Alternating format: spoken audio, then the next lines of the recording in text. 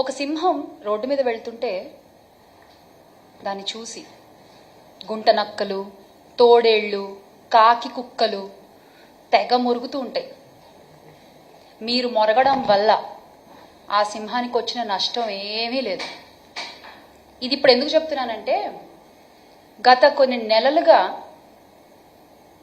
TDP social media తోడేళ్ళు, Janasena social media గుంటనక్కలు social media వేదికగా తెగ మురుగుతున్నారు.